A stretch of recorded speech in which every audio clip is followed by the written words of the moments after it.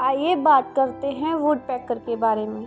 जी हाँ, ये पक्षी बलूत का फल छिपाने के लिए ही रहते हैं। पूरे दिन, हर दिन, लगभग जुनून की हद तक। लेकिन एक ओक में 50,000 बलूत का फल जमा होता है। यह चोरों को आकर्षित करने के लिए काफ़ी है। चोर यानी कि दूसरे जानवर। एक वुडपेकर हमेशा तलाश में रहता है, उस जानवर की तलाश में जो इसके फल पर अटैक करता है।